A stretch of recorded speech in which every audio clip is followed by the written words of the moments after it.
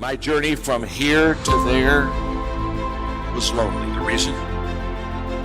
I was willing to be wrong and admit wrong so that I could grow, so that I could change. You see, growth is a result of bad habits dropped, wrong priorities changed, and new ways of thinking embraced. It happens only when we question ourselves enough to ask serious questions from others. The people who do not grow are unwilling to ask themselves or others hard questions. They are unwilling to leave what they have known and practiced. They are not willing to be wrong so they can discover what is right. Therefore, they cling to right, and their lives turn out wrong. How sad. We get what we're looking for. We filter out everything else in our life. You're going to get what you're looking for even if it doesn't exist, even if it's not even there. If you're looking for negatives, if you're looking for setbacks, if you're looking to be looked over, you will find it even though it's not supposed to be there. But if you're looking for victory, for winning, for recruits, for people to change your life, for magic moments, you will find them if you're looking for them. I promise you that's true in life. Your brain, when you condition it, knows exactly what to go for and to find a way to get there. When you decide what's most important to you, your brain goes after it. We said to have an extraordinary life, you gotta have an extraordinary psychology. Extraordinary psychology means you gotta live in an extraordinary state. In an extraordinary state, you gotta condition your nervous system, your body, your physiology, and focus to be at their best. If you do that, you can't do that. Why doesn't it? Not because you can't. We all have the ability. It's because of our standards. Think about your own life. I know there have been areas in your life where some point in time you just shifted. Raise the standard, your life changed. Because whatever people have their identity attached to, they live. We live when we believe we are. Surrender of being right enables us to ask questions that others can answer and add value to us. Surrender of being right is the prerequisite to finding right. I believe that for my heart. And here's what I know. I never want to get to the place where I've got it all figured out. I still want to keep learning, I still want to keep growing, and I still want to be a student. And I still want to be on a learning curve, and I still want to value people, and I still want to walk into life and say, look, you have something that if I could just ask the right question, you could impart to me that would help me, that would allow me to become a better person myself. Ego is the anesthesia that deadens the pain of stupidity. Pride is the burden of a foolish person. If you're going to do a job, do it right. I've always been told how average I can be. Always been criticized about being average. But I want to tell you something.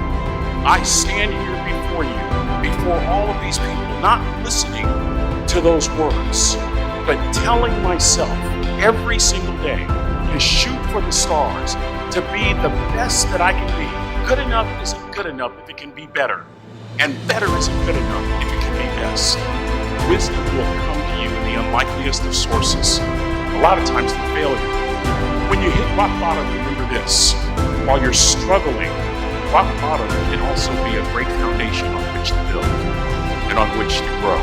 I'm not worried that you'll be successful. I'm worried that you won't fail from time to time. The person that gets up off the canvas and keeps growing, that's the person that will continue to grow their influence. How many of you would love a breakthrough? Number one, you gotta have a permeating attitude that you're gonna win. You gotta have a positive outlook. You gotta be optimistic. You gotta know you're gonna win. You gotta be right now. You gotta say, I'm gonna win. I don't mean just this contest. I don't mean a contest. I mean, I'm gonna win. I'm gonna win. My life is gonna win. There's gonna be a victorious life here. Just listen to me. The price you pay for losing here is too extreme. You have to carry the burden of failure the rest of your life. You carry that around with you if you fail here. The biggest thing that breaks my heart is you feel the spirit right now, and then when you get back, these dream stealers run into you, and they start to steal your dream, and you quit. You give up. You got to decide I'm going to win. You got to decide that the failure part of carrying failure. You've been exposed to what your life could be. If you fail, the price is extreme. It's forever. You carry your failure forever. I'm being honest with you. I mean, people oftentimes would say, I was in WFG, you really changed my life this meeting, but.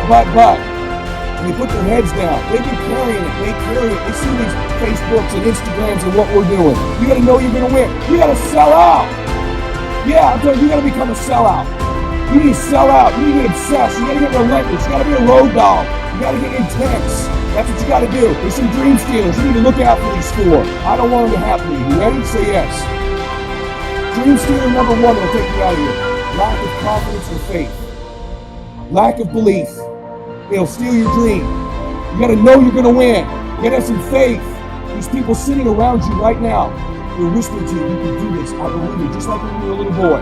Just like when you were a little girl. They've always believed in you. They've always known you were going to do something special. They always knew you were great.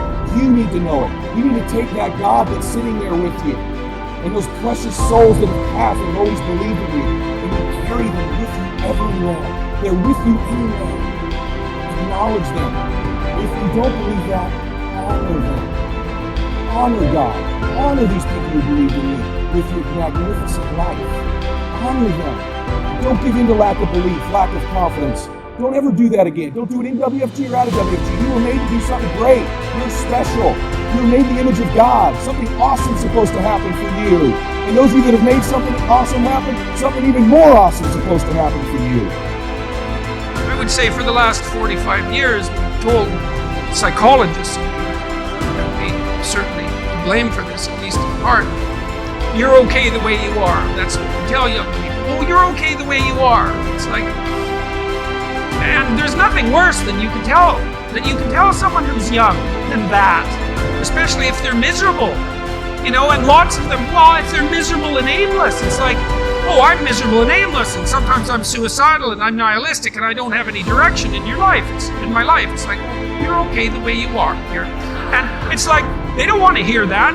They want to hear, look, you know, and you know this, you're useless. You know nothing. You haven't got started. You've got 60 years to put yourself together, and God only knows what you could become. And that message is so much more, it's so funny because it's such an attack, but it's so positive because there's faith there in the potential that makes up the person rather than the miserable actuality that happens to be manifesting itself at the moment. And young people respond extraordinarily well to that because, and you know that if you're a parent and you love your child, your son, your daughter, what you're trying to foster is the best in them. You want that to manifest itself across the course of their life. You want them to become continually more than they are, to see what they could be.